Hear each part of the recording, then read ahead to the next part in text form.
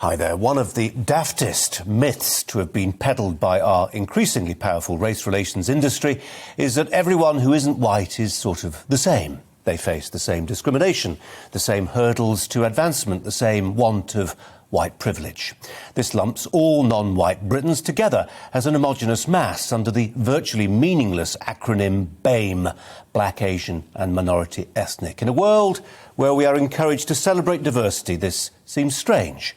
The differences between our ethnic communities are every bit as big, sometimes bigger, than those between those who aren't white and those who are. I say all this because today offers us an anniversary that vividly touches on my point.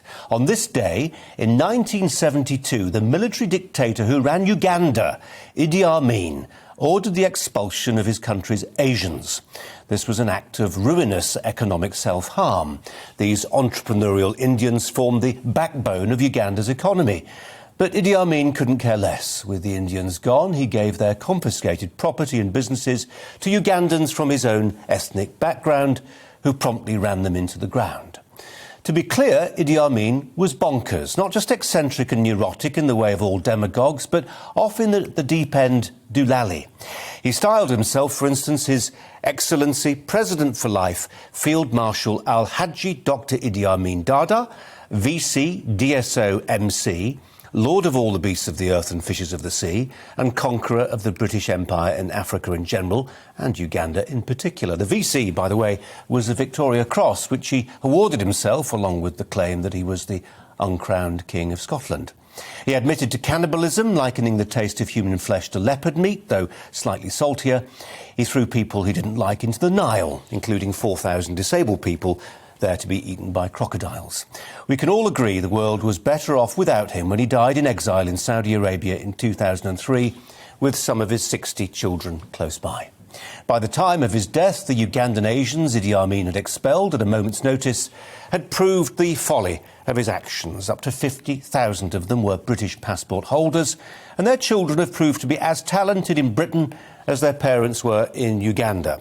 My first job in telly was given to me by a Ugandan Asian, the then boss of Yorkshire TV's news division, Ali Rashid. You may not have heard of him, but you will have heard of Priti Patel. Our Home Secretary's parents left Uganda just before Amin came to power.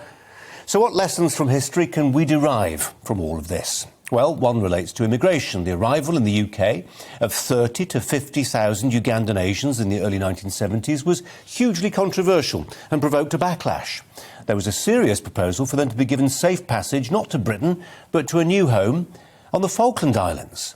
By contrast, recently the number of immigrants arriving in Britain each year has been running at about 300,000, with far less consternation than was seen in 1972. The other lesson to take away from this relates to the vacuousness of the BAME label. Ugandan Asians have outperformed indeed, their new white neighbours on every available metric. This isn't to say Priti Patel hasn't faced racism in her life. She still does, though increasingly from the left. But it is to acknowledge the crassness of pretending that we can divide our country between white Britons and BAME Britons. Well, the activists who've done this have tried to encourage a sense of pan-minority solidarity.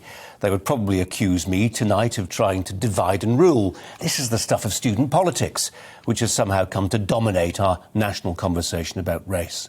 The reality is, well, it's there, in the data. British Ugandans, be they of African or Asian heritage, do better now in Britain than those with Caribbean or Pakistani roots, and much better than the white working class. What matters is outlook, aspiration, family stability. The race relations industry says it's all about colour. As the exiled Asians of Uganda demonstrate, it might just be about culture. That's tonight's Viewpoint.